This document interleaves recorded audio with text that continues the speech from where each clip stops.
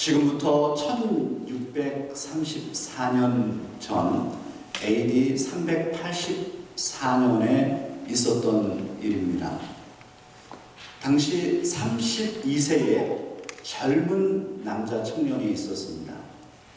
이 청년은 현재 우리가 알고 있는 아프리카 알제리의 작은 농장에서 태어났습니다. 그의 젊은 시절은 성적인 욕망의 노예로 살고 있었습니다. 특별히 그 젊은 시절에 성적인 욕망이 너무나도 강렬해서 이 청년을 굉장히 많이 괴롭혔습니다. 늘 이 청년은 그 문제 때문에 고민하게 됐습니다. 그래서 그 성적인 욕망의 노예로 살고 있는 그 아들의 모습을 보면서 그의 어머니는 기도 제목에, 기도의 대상으로 그를 놓고 눈물로 기도하기도 했습니다. 이 젊은 청년은 문학과 수사학의 교사로 활동하면서 엄청난 지적인 능력을 가지고 있는 청년이었습니다. 카르타고, 로마, 밀라노를 다니면서 티칭을 할 수 있는 그런 위대한 하나님의 나중에 사람이 되는데 똑똑한 인물이었습니다.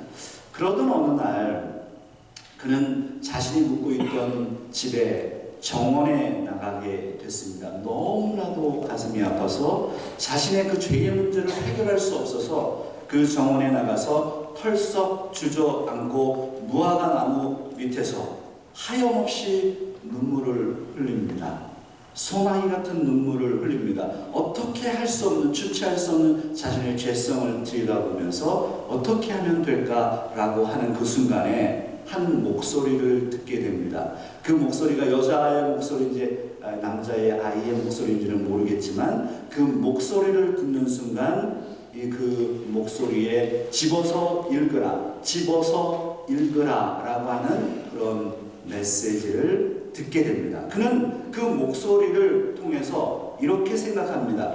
이 이야기는 신적인 명령이구나. 이 소리는 신적인 명령이고 내가 성경을 펴서 첫 번째로 읽는 그 말씀을 읽으라고 하는 신적인 명령으로 받아들이게 되죠. 그리고 자기 방에 있는 곳에 가서 바울 서신을 들고 와서 바울 서신을 펼쳐서 읽게 됩니다.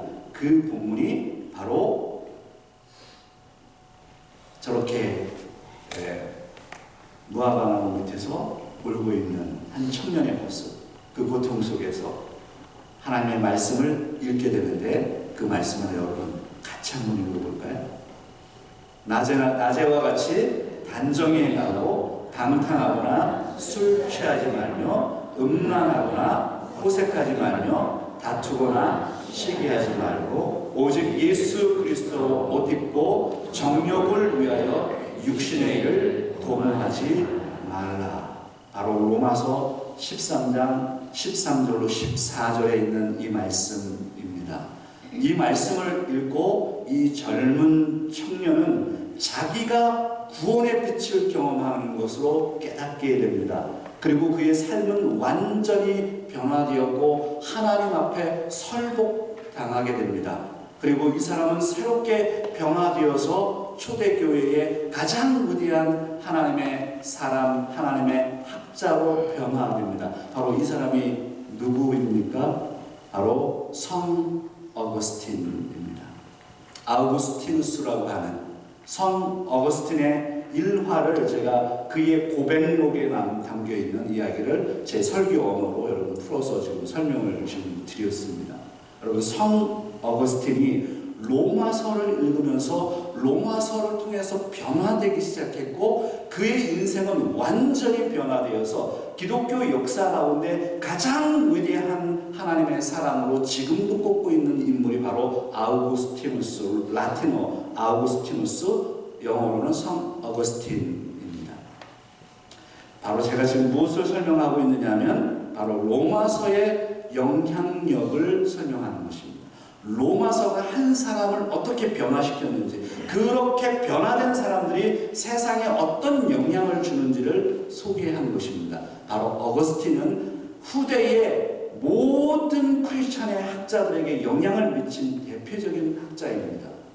어거스틴이 로마서를 읽기 시작하고 그는 로마서를 주석하기 시작했습니다. 그리고 나서 1000년 뒤에 바로 종교개혁가였던 루터와 칼빈에게 어마어마한 영향을 미칩니다. 루터도 로마서 주석을 씁니다. 칼빈도 로마서 주석을 씁니다. 그리고 1919년에 칼 바르트도 로마서 주석을 쓰고 많은 현대의 학자들도 로마서 주석을 쓰고, 저는 오늘 여러분에게 로마서를 설교하기 시작했고 여러분은 로마서를 듣기 시작했습니다.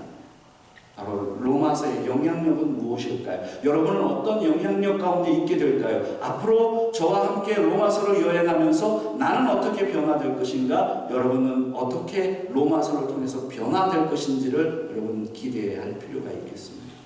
로마서는 어마어마한 사람들을 변화시킨 바로 하나님의 말씀입니다.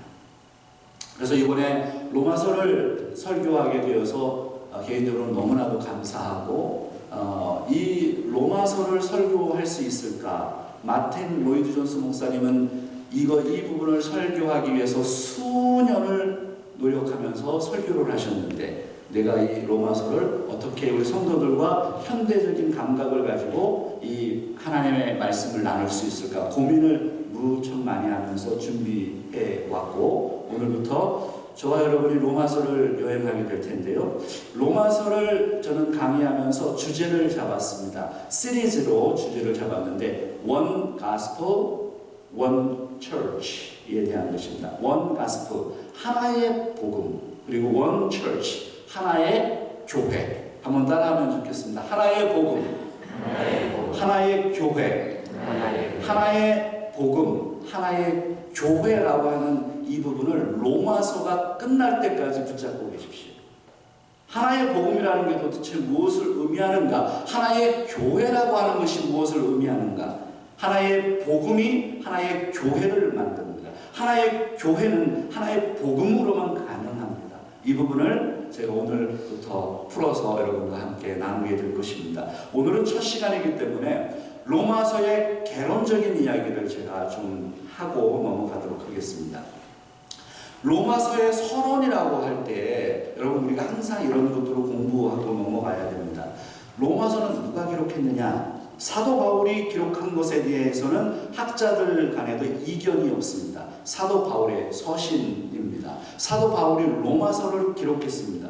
그런데 독특한 것은 무엇이냐면 로마 교회는 이미 존재해 있었고, 사실은 사도 바울은 교회를 개척하는 선교사였잖아요. 돌아다니면서 복음을 증거해서 교회를 세우고, 바로 갈라디아 교회 갈라디아서를 썼고, 바로 빌립보에 빌립보서를 썼고, 그리고 고린도 전후서를 고린도 지역에 자기가 만든, 자기가 세운 교회에 편지를 썼습니다. 그런데 독특하게 로마서는, 로마 교회는 사도 바울이 한 번도 이 편지를 쓰기 전에 가보지 않은 교회였습니다.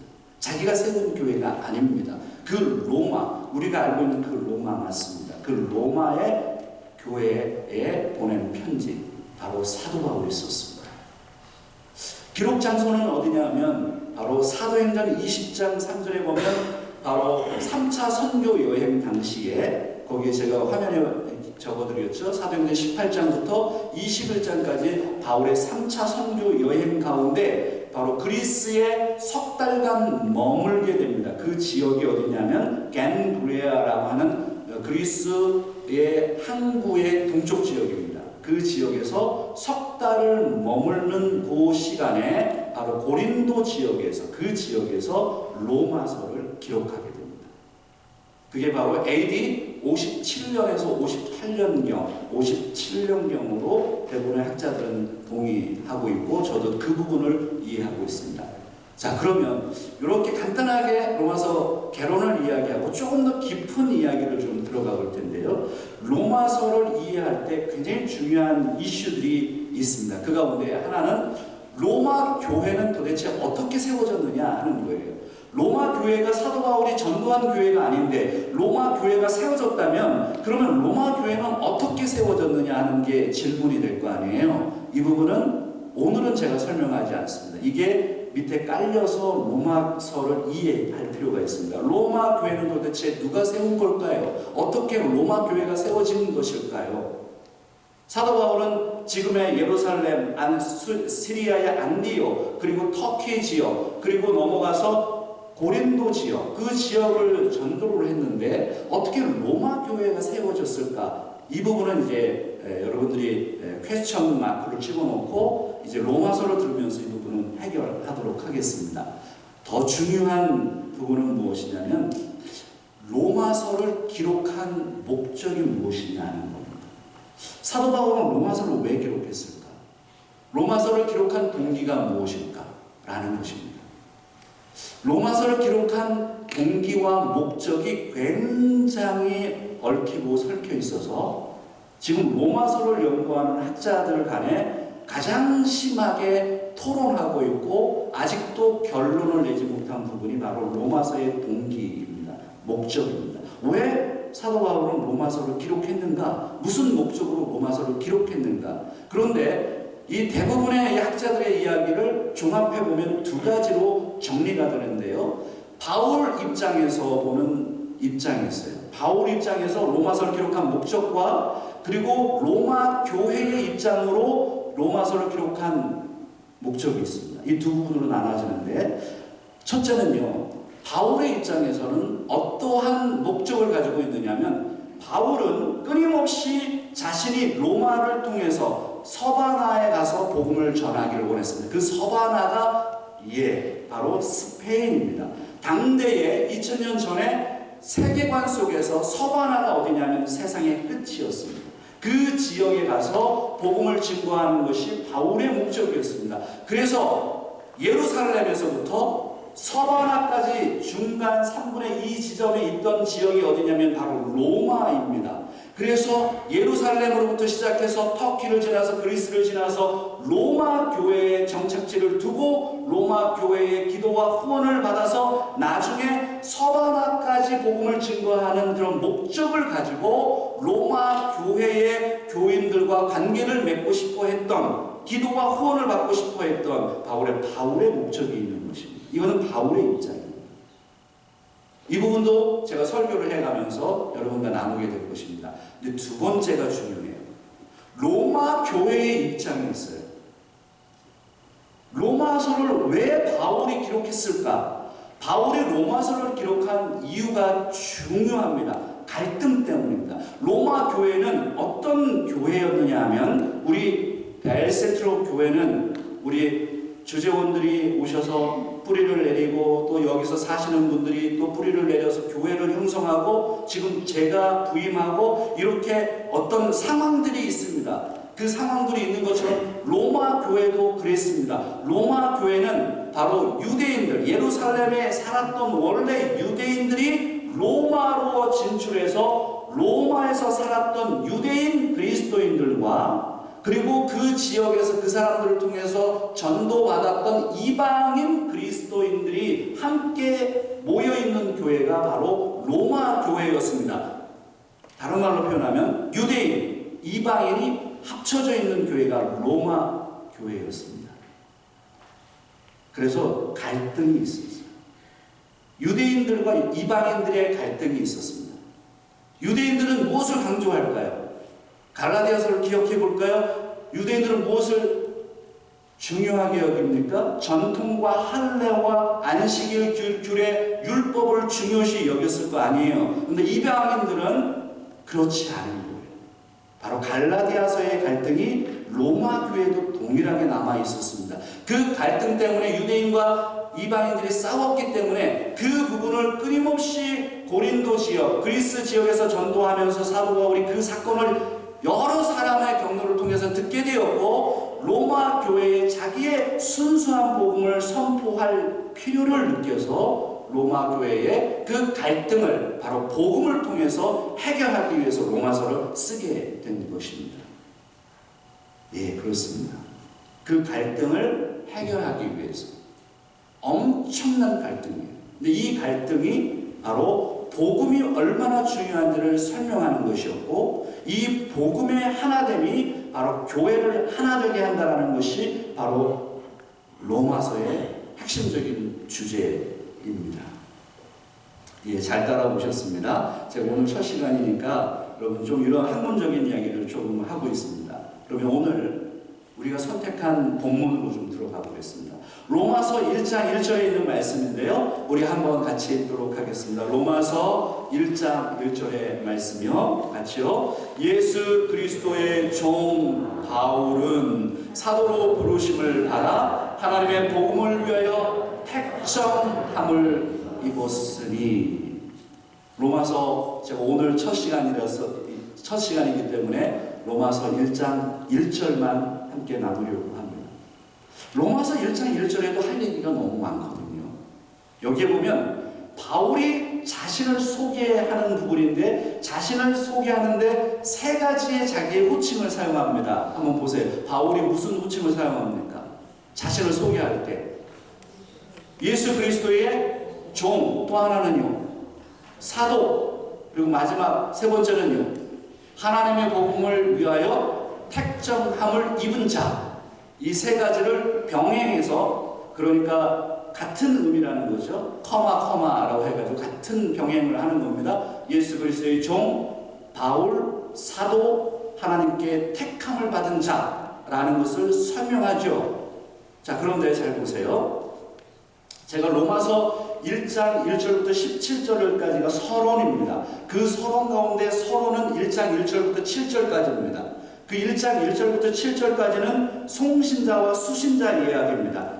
편지를 보내는 사람, 1장 1절부터 6절까지가 사도 바울의 이야기입니다. 자신을 설명합니다. 굉장히 긴 글을 썼습니다. 그리고 7절에는 수신자, 편지를 받는 사람을 대해서 얘기합니다. 그래서 로마서 1장 1절로 7절까지의 말씀은 서론 중에 서론입니다. 그 가운데 서론 중에 서론이 1장 1절입니다. 바울은 자신을 이렇게 소개하는 거예요. 어떻게 해요? 예수 그리스도의 종, 사도, 택함 받은 자. 자신을 그렇게 소개합니다. 누구에게? 로마 교회에게. 근데 이 부분, 세 가지 부분을 좀 살펴볼 텐데요. 첫 번째는 그리스도 예수의 종이라고 하는 것입니다.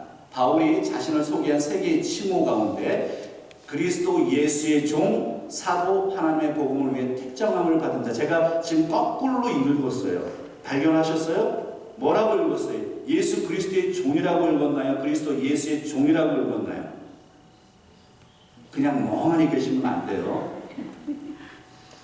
그리스도 예수의 종이라고 읽었습니까? 예수 그리스도의 종이라고 읽었습니까? 그리스도 예수의 종이라고 제가 지금 표현을 했죠. 근데 성경은 어떻게 표현하고 있습니까? 예수 그리스도의 종이라고 표현했는데 이 부분이 중요합니다. 다음 화면을 좀 보시면, 화면을 좀 보면서 제가 설명을 좀 드릴게요. 여기에 보면 그리스도 예수의 종 바울이냐, 예수 그리스도의 종 바울이냐는 학문적으로 굉장히 중요합니다. 어떤 학자들은, 어떤 영어 성경에는 예수 그리스도의 종 바울이라고 표현했습니다. 한글은 그것을 번역했습니다. 킹 제임스 버전입니다. Paul, a servant of Jesus Christ. 예수 그리스도의 종 바울이라고 표현하죠.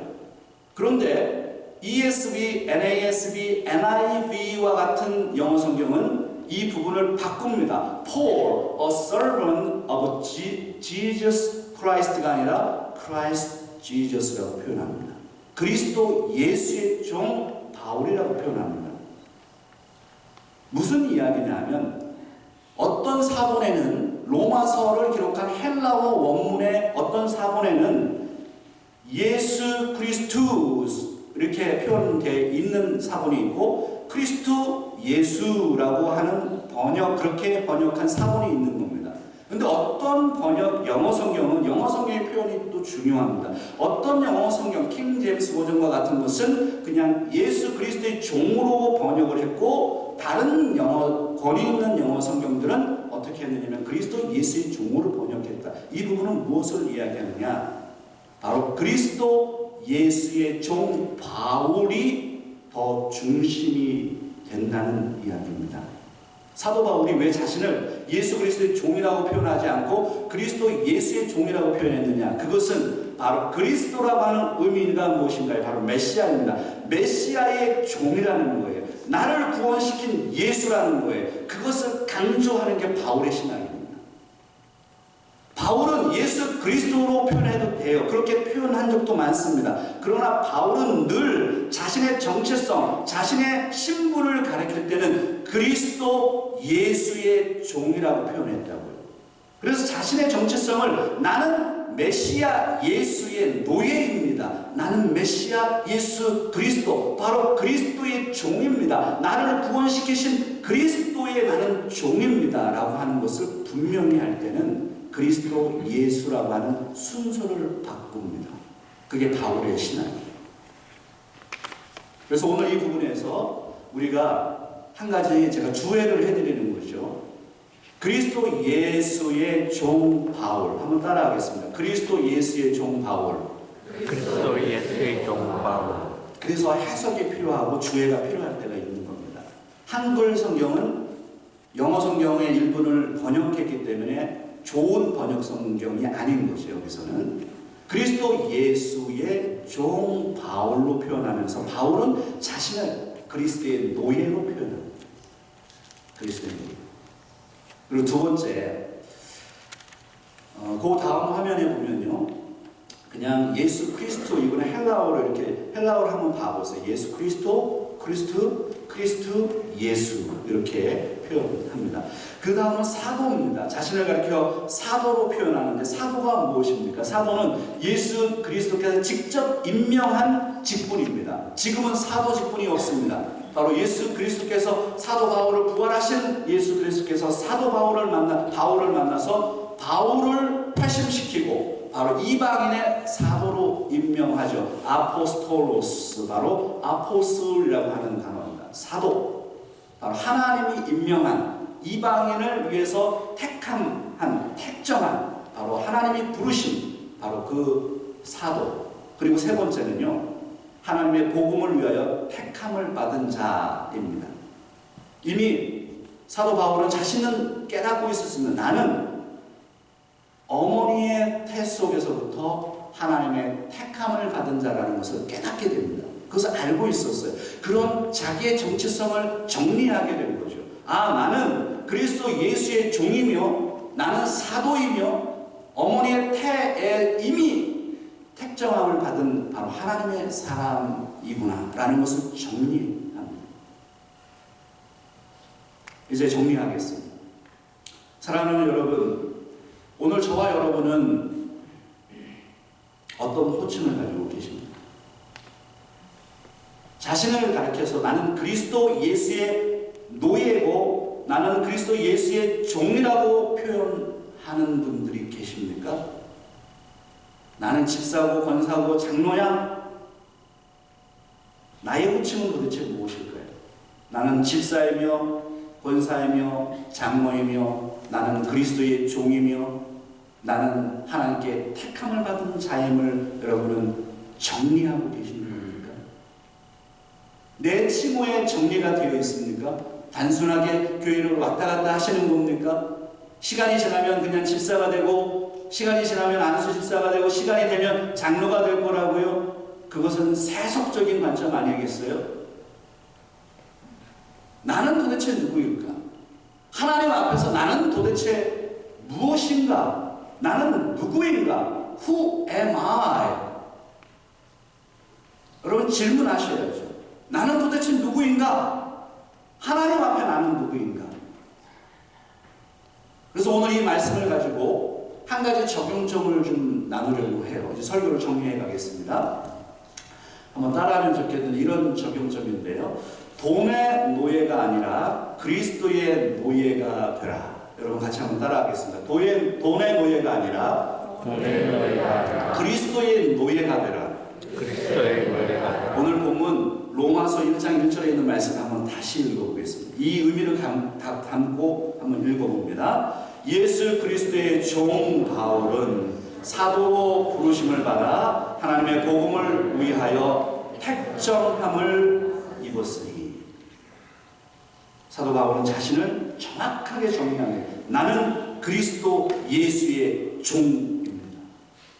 이 둘로스라고 하는 이 종의 표현, 노예라고 하는 단어가 여러분 받아들이기 어려우시면 종이라고 표현하세요. 나는 그리스도의 종인가? 물으세요. 질문하세요. 나는 누구의 종인가? 교회를 다니시는데 여러분 목적이 있어야 됩니다. 교회를 다니는데 의미가 있어야 됩니다. 교회를 다니면서 하나님을 만나셔야 됩니다. 하나님 앞에서 나는 누구인가를 질문할 수 있어야 됩니다. 나는 그리스도 예수의 종인가? 그리스도 예수의 노예로 살고 있는가? 누구의 노예인가? 나는 지금 도대체 누구의 노예인가? 오늘날 21세기 현대를 살아가는 우리들은 누구의 노예입니까? 무엇의 노예입니까? 다음 화면에 보면 시대별로 시대 정신, 그 돈의 속성 앞쪽으로 가셔서요. 시대별로 본 시대 정신이 있는데 이 시대 정신을 제가 거기 안 올려놨나요? 올려놨죠. 예. 시대별로 본 시대 정신에 보면 이것은 철학적인 관점입니다. 철학적인 관점에 이렇게 시대를 정리할 수 있습니다. 고대 세계가 있잖아요. 지금부터 2500년 전, 그때를 고대 정도로 보는데요. 고대 세계에는 자연과 신화 중심의 세계관이었습니다. 그리고 중세는 신 중심의 세계관이었습니다. 그리고 신 중심의 세계관이 넘어가면서 바로 르네상스를 통해서 근대가 이루어지는데 그 근대 세계는 인간 중심의 세계관입니다. 그리고 근대가 끝나서 우리가 흔히 알고 있는 포스트 모더니즘의 세계, 그 시대는 바로 자아 중심의 세계입니다. 그리고 오늘날 밀레니얼 세대의 세계에는 바로 돈 중심의 세계관이 지배하고 있습니다. 이게 철학적인 관점이에요. 굉장히 중요한 겁니다. 고대 세계는 무엇이 중심이 됐습니까? 신화, 자연이 중심이 됐습니다. 그 다음에 신이 중심이 되었고 인간이 중심이 되었고 자아, 니체의 신이 죽었다라고 하는 표현 하나가 말해주는 거죠. 신은 죽었고 바로 자기 자신이 신이 된다라는 거예요. 신 중심의 세계. 그리고 지금 오늘날 21세기의 세계는 돈이 중심이 된 세계관이 우리를 지배하고 있습니다. 그래서 오늘날 우리가 이 땅에서 살면서 많은 사람들이 무엇의 노예가 되어 있느냐 하면 바로 돈의 노예가 되어 있는 거죠. 그 밑바닥에는 바로 자본주의라고 하는 기본적인 이 정신이 깔려 있어서 우리는 자본주의의 노예로 살고 있는 겁니다. 물론 자본주의가 항상 우리를 노예로 만드는 건 아니에요. 자본주의를 통해서 우리가 즐길 것도 쾌락도 있고 좋은 것도 많습니다. 그러나 자본주의 밑에 깔려 있는 돈의 세계, 그 세계 속에서 우리는 돈의 노예로 살아간단 말이죠. 그러면 돈만 되면 뭐든지 하는 세계 아니에요? 돈 좋아하시나요? 여러분 돈 좋아하시죠? 그렇게 얘기하면은 좀 불경건해 보인다가 아니라 여러분 돈 좋아한단 말이에요. 세상 사람들이. 기독교인들은 안 그래요? 우리는 뭐 다를까요? 돈이 없으면 아무것도 할 수 없는 세상에 살아요, 사실. 사실 요즘 우리 아이들 있죠? 우리 아이들이 직장생활 하면서 돈에 묶여버립니다. 이것은 제 아이의 이야기고 제가 이미 우리 집사람하고 저하고 쉐어를 했기 때문에 오픈을 하는 겁니다. 저희 아이는 돈의 노예가 돼서 그게 너무나도 힘들어서 우리한테 전화했습니다. 아빠, 내가 지금 25인데 평생을 돈의 노예로 살아가는 자신의 미래를 생각해 보니까 너무 끔찍해서 아빠 나 어떻게 해야 될지 모르겠다. 대기업들이요, 아이들을 돈으로 묶어버립니다. 대기업들이 돈을 꽤 많이 줍니다. 생각보다 많이 주는 회사들이 있습니다. 그렇게 주는 이유는 그만큼 일을 해야 되고 그렇게 일하지 않으면 잘라버립니다. 얼마든지 당장 잘라버립니다. 그러니까 아이들이 회사 가는 게 무서운 거예요. 회사에서 치열하게 경쟁합니다. 조금만 삐꺼덕하면 그 자리에서 잘려버리니까. 그러면 어떻게 되겠어요, 아이들이? 그러니까 어마어마한 그런 갈등과 고민 속에 살면서 자신의 이 돈을 벌어야지 당장 살아가니까 그 돈의 노예 속에서 자기 인생을 다 써야 된다는 걸 생각해 버리니까 어리니까 아이들이 끔찍한 거예요. 여러분, 그것은 우리 아이들의 이야기입니까? 아니면 저와 여러분들의 이야기입니다. 비즈니스를 하시는 분들, 이 땅에서 사는 저와 여러분들 누구나 다 돈의 노예 속에 살아가게 되는 이 시스템, 밀레니얼의 돈의 세계관 속에서 우리는 무엇을 붙잡고 살아야 할 것인가?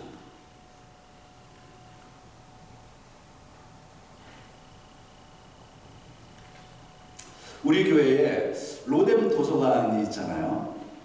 그 로뎀 도서관에 좋은 책들이 많이 있습니다. 그런데 제가 여러 책들을 이제 지나다니면서 보기도 하고 그러는데요. 돈의 속성이라고 하는 책을 최근에 좀 읽게 됐습니다. 근데 이 저자가 좀 말이 많아서 그냥 제 책의 내용만 제가 믿으려고 하고요. 저자에 대해서는 신경을 안 쓰기로 했습니다. 돈의 속성은 지금 세계에서, 지금 한국에서요, 몇 년 동안 베스트셀러, 최장기 베스트셀러입니다. 돈에 미쳐있는 거죠. 사람들이 돈에 관심이 제일 많다는 거예요. 이 사람은 저희들과 같이 이민자로 살면서 굉장히 가난하게 바닥 생활을 했습니다. 그러다가 스노우 박스라고 하는 도시락 체인점을 인수하면서 전 세계에 정말 어마어마한 부자가 됐습니다. 이 회사를 팔아버렸죠. 그리고 지금은 강연하고 여러 가지 멘토로서 사역을 하면서 지금 비즈니스를 또 운영하고 있는데, 김승호 씨라고 하는 분입니다. 이 책에 이런 이야기가 있어요. 제가 좀 소개를 해드리려고 하는데, 그 중에 부의 속성이라고 하는 챕터에 이런 이야기가 있습니다. 부자가 된다고 행복해지는 것은 또 아니다. 부는 삶의 목적이 아니라 도구다. 돈의 목적이 되는 순간, 돈이 목적이 되는 순간 모든 가치 기준이 돈으로 바뀌고 집안의 주인이 된다. 돈은 결국 사람을 부리기 시작한다. 결국 사람이 돈을 대신해서 일을 하게 되면 돈의 노예가 된다. 여러분, 멋지지 않아요? 이 사람이 이런 정의를 내릴 수 있었던 것은 돈에 찌들어 살았고, 돈이라고 하는 현장에 있었고, 돈을 벌어야 됐고, 돈을 벌어서 성공해본 CEO가 됐고, 그 기업을 팔아본 사람, 엄청나게 돈에 대해서 자기가 그 안에서 노예로 살아왔던 사람이었기 때문에 돈의 노예가 얼마나 치명적인 것인지를 보여주는 거 아니겠어요?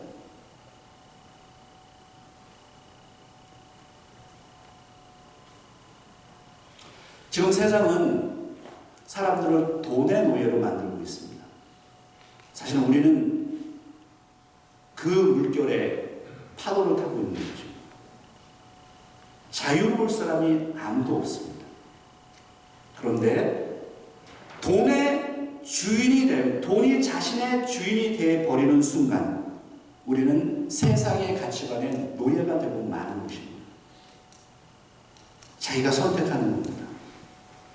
로마서 오늘 1장 1절에 등장하는 사도 바울의 이 고백은 우리에게 매우 중요합니다. 우리의 주인이 돈이 아니라, 우리의 주인이 돈이 아니고 우리의 주인이 바로 예수 그리스도라는 것을 선포하기 때문입니다. 그러면 어떻게 하면 우리가 이 세상의 가치관을 뛰어넘어서 그리스도의 노예로, 그리스도를 주인으로 삼아 살 수 있을까요? 설교를 지금 정리합니다. 로마서 16장 25절을 보고 설교를 정리하겠습니다. 로마서 16장 25절에 이렇게 기록합니다. 같이 한번 읽겠습니다. 나의 복음과 예수 그리스도를 전파함은 영세 전부터 감추어졌다가, 여기에 나의 복음이라고 합니다. My gospel. 아까는 처음에 1장에는 어떻게 표현합니까? 하나님의 복음, The Gospel of God. 하나님의 복음이 My Gospel로 변해가는 것을 봅니까? 서론에는 하나님의 복음을 다루면서 결론에는 그 복음이 나의 복음이 되었다라는 거예요. 그리고 1장 9절에는 예수 그리스도를 하나님의 아들의 복음이라고 표현하죠. 그래서 로마서에는 이런 공식이 있습니다. 하나님의 복음, 그리스도의 복음, 나의 복음. 이것은 하나의 복음입니다. 복음이 세상을 이기게 합니다. 하나님의 복음이 나의 복음이 될 때 우리는 세상을 이깁니다. 하나님의 복음, 그리스도의 복음, 나의 복음이 하나의 복음이 되었을 때 우리는 세상에 돈보다도 더 탁월한 세계관이 나온다 하더라도 우리는 그 세계관을 깨부실 수 있습니다. 오늘 21세기를 살아가는 저와 여러분, 이 자리에 계신 분들, 우리는 지금 삶의 고난 속에 이 자리에 왔습니다. 그것이 질병이든 어떤 고난이든 미래적인 불확실이든 직장에 대한 어려움이든 인간관계이든 우리에게는 엄청난 고난이 세계관처럼 우리를 계속해서 따라다닙니다. 그때 우리는 바로 하나님의 복음, 그리스도의 복음, 나의 복음, 하나된 복음으로 우리는 세상의 가치관을 무너뜨릴 수 있습니다. 한 주간의 삶 속에서 여러분은 하나님의 복음이 무엇인지를 질문하십시오. 나는 누구의 종인지를 질문하십시오. 그리스도의 노예로 산다는 것은 무엇을 의미하는지를 질문하시기를 바랍니다. 그리고 승리하시기를 바랍니다. 기도하겠습니다.